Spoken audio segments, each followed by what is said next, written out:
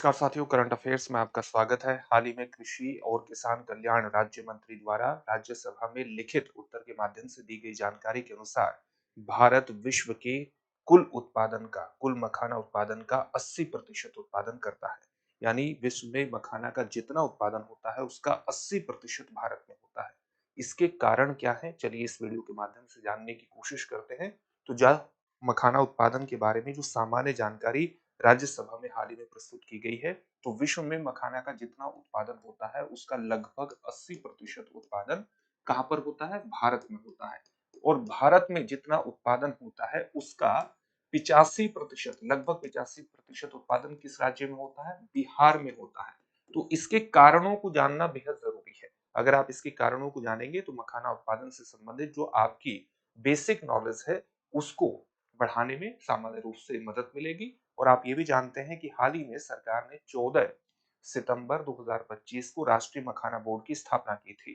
तो ये जो क्वेश्चन है ये आपके किसी भी एग्जामिनेशन में कभी भी पूछा जा सकता है। तो ऐसे कौन से कारण है कि भारत में इतने बड़े स्तर पर मखाना उत्पादन होता है और भारत के बिहार राज्य में होता है? तो मखाना उत्पादन के लिए किस तरह की स्थितियों की आवश्यकता होती है? मखाना उत्पादन के लिए आपको दलदली भूमि की आवश्यकता होती है। दलदली भूमि होनी चाहिए या जैसे उथले जलाशय होने चाहिए, यानी कम गहरे जलाशय होने चाहिए जैसे कि तालाब। तो इस तरह की जो स्थितियां हैं वो मखाना उत्पादन के लिए उपयुक्त होती है। इस तरह की स्थितियां बिहार में प्रचुर मात्रा में मौजूद हैं। साथ ही जो गंगा का मैदानी क्षेत्र है वो मखाना उत्पादन के लिए बिल्कुल उपयुक्त है। और जो उष्णकटिबंधीय यानी ट्रॉपिकल और सब ट्रॉपिकल या उपोष्ण कटिबंधीय जो जलवायु है वो आदर्श मानी जाती है मखाना उत्पादन के लिए। ये सारी स्थितियां भारत में और विशेषकर कहां पर? विशेषकर बिहार में मौजूद है। ठीक है, तो एक कारण तो ये है। तो बिहार में 85% उत्पादन होता है टोटल मखाना उत्पादन का जो भारत में उत्पादित हो रहा है। इसका एक कारण ये भी माना जाता है कि बिहार में मखाना उत्पादन जो है वो सदियों से किया जा रहा है और सदियों से किए जाने के कारण बिहार में इसके प्रति एक परंपरागत विशेषज्ञ विशेषज्ञता विद्यमान है, एक्सपर्टीज विद्यमान है। जब हम मखाने की खेती करते हैं तो उसके कई चीजों के लिए विशेषज्ञता की आवश्यकता पड़ती है, कुशल श्रम की आवश्यकता पड़ती है। चाहे वो बीजों को चुनने की बात हो या फिर उनके रोस्टिंग की बात हो, भूनने से संबंधित हो या उनकी पॉपिंग, उनको फुलाने से संबंधित बात हो। इन सारी चीजों के लिए क्या विशेषज्ञता की, खास विशेषज्ञता की आवश्यकता पड़ती है। और क्योंकि बिहार में लंबे समय से मखाना उत्पादन हो रहा है, सदियों से हो रहा है, तो बिहार में इसके प्रति एक परंपरागत विशेषज्ञता किसानों और मछुआरों में सामान्य तौर से देखने को मिलती है। साथ ही पिछले दिनों में आप देखेंगे कि बिहार में भी इस प्रकार का एक अनुसंधान समर्थन एक मखाना उत्पादन के लिए विद्यमान है। अनुसंधान समर्थन का मतलब क्या हुआ? जैसे बिहार का जो दरभंगा है वो मखाना उत्पादन के लिए विशेष रूप से पहचाना जाता है। और दरभंगा में ही Indian Council of Agricultural Research का जो राष्ट्रीय मखाना अनुसंधान केंद्र है, राष्ट्रीय मखाना अनुसंधान केंद्र है, ये दरभंगा में ही मौजूद है, जो कि मखाना उत्पादन से संबंधित वैज्ञानिक अनुसंधान को बढ़ावा देता है, उन्नत खेती पद्धतियों को विकसित करने की कोशिश करता है। तो इस तरह से वैज्ञानिक अनुसंधान, उन्नत खेती पद्धतियों को विकसित करके ये मखाना उत्पादन को बढ़ाने की कोशिश करता है। साथ ही सरकार की भी कुछ महत्वपूर्ण निर्णयों की वजह से आप देखेंगे कि भारत मखाना उत्पादन का केंद्र है और विशेष तौर से बिहार किस प्रकार से है। जैसे अगर आप सरकारी समर्थन की बात करें तो वर्ष 2025 में ही भारत ने 14 सितंबर 2025 को राष्ट्रीय मखाना बोर्ड की स्थापना की है। तो राष्ट्रीय मखाना बोर्ड वस्तुतः किस लिए स्थापित किया गया है? इसलिए स्थापित किया गया है कि मखाने के उत्पादन से संबंधित एक वैज्ञानिक अनुसंधान को और ज्यादा तीव्र किया जा सके, वैज्ञानिक अनुसंधान को बढ़ावा दिया जा सके, मखाने की बेहतर तरीके से जो उत्पादन तकनीक है उसको विकसित किया जा सके। यानी एक प्रकार से अच्छे आप कह सकते हैं कि प्रशिक्षण के माध्यम से जो भी हमारे मखाना उत्पादन से जुड़े हुए किसान हैं, मछुआरे हैं, उनको बेहतर प्रशिक्षण दिया जा सके। इसके अलावा राष्ट्रीय मखाना बोर्ड का एक महत्वपूर्ण कार्य ये भी है कि राष्ट्रीय मखाना बोर्ड वस्तुतः मार्केटिंग यानी विपणन, मार्केटिंग और निर्यात को भी प्रोत्साहन देने का काम करता है। तो इस प्रकार से सरकार ने राष्ट्रीय मखाना बोर्ड को स्थापित करके मखाना उत्पादन की स्थितियों को और बेहतर करने का प्रयास किया है। साथ ही वन डिस्ट्रिक्ट वन प्रोडक्ट योजना के तहत जो दरभंगा है उसको विशेष रूप से चिन्हित किया गया है, किसके लिए? मखाना के लिए। और बिहार में आप देखेंगे कि जो दरभंगा है, कटिहार है, पूर्णिया है, सहरसा है, मधुबनी है, ये मुख्य मखाना उत्पादन के क्षेत्र माने जाते हैं, यानी जो मिथिला का क्षेत्र है।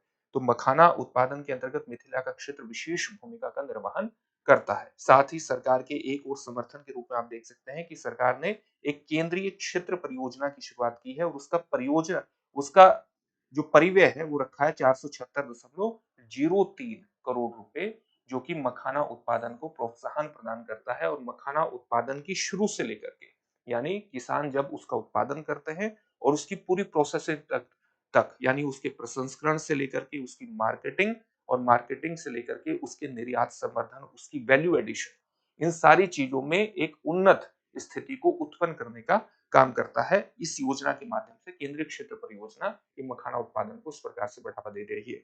तो आप देख सकते हैं कि सरकार के नीतिगत और योजनागत समर्थन भी मखाना को मिल रहा है। साथ ही आप देखेंगे कि मखाना की राष्ट्रीय और अंतर्राष्ट्रीय डिमांड बहुत ज्यादा है। क्यों डिमांड है? कि जो मखाना है इसको सुपर फूड माना जाता है। मखाना को सुपर फूड क्यों माना जाता है? इसलिए माना जाता है क्योंकि इसमें कम वसा होती है, फैट कम होता है, साथ ही कम वसा होने के साथ साथ ही ये ग्लूटेन फ्री होता है। ग्लूटेन फ्री होता है और ग्लूटेन फ्री फूड की सबसे बड़ी विशेषता क्या है? वो मधुमेह के डेवलपमेंट को रोकता है, डायबिटीज के डेवलपमेंट को रोकता है। साथ ही इसमें उच्च प्रोटीन होता है, प्रोटीन उच्च मात्रा में होता है। ये एक ऐसा फूड है जिसमें फाइबर, एंटीऑक्सीडेंट और इसके अलावा आप देखेंगे कि खनिजों से भरपूर, तो इसको सुपर फूड इसलिए माना जाता है।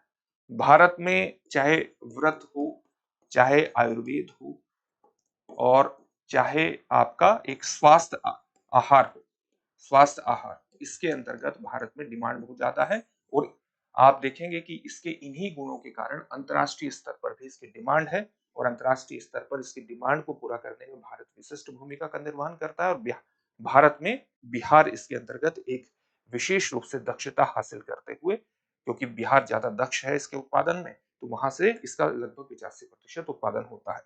इससे जुड़े हुए एक प्रश्न को भी देखेंगे, लेकिन उससे पहले आपके लिए एक सूचना यह है कि आप जानते हैं कि दृष्टि संस्थान ने हाल ही में आपके लिए एक महत्वपूर्ण कोर्स लॉन्च किया है जिसका नाम है GS studio foundation live online course. Doctor Vikas Devi Kirti के नेतृत्व में सर्वश्रेष्ठ अध्यापकों के अध्यापन के माध्यम से ये कोर्स मात्र 24,999 में आपकी जीएस की तैयारी को संपूर्णता प्रदान करता है।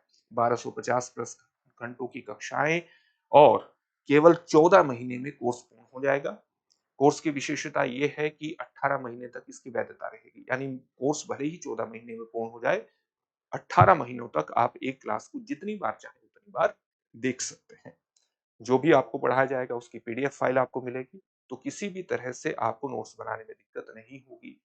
पढ़ाया जा रहा है क्लास में, लाइव चैट के दौरान ही प्रश्न पूछिए और प्रश्न जब पूछेंगे तो तुरंत उसका उत्तर दिया जाएगा। 10 कलर्ड प्रिंटेड बुकलेट्स भी आपको प्राप्त होंगी। 2 वर्षों तक करंट अफेयर्स की क्लासेस का एक्सेस आपके पास रहेगा। प्रीलिम्स और मेंस के कुल मिलाकर के 18 टेस्ट होंगे, यानी आप अपनी तैयारी का मूल्यांकन भी कर सकेंगे। इससे जुड़ा हुआ जो हिंदी माध्यम का बैच है वो हाल ही में 9 दिसंबर को प्रारंभ हुआ है। अंग्रेजी माध्यम का बैच 10 दिसंबर से प्रारंभ हुआ है। अपनी 24,999 की फीस को आप इंस्टॉलमेंट में भी जमा करा सकते हैं। तो देरी किस बात की, अभी डिस्क्रिप्शन में दिए गए लिंक पर जाइए और अपने एडमिशन को सुनिश्चित कीजिए। किसी भी प्रकार का कोई भी डाउट है तो 8750187501 पर आप कॉल कर लीजिएगा।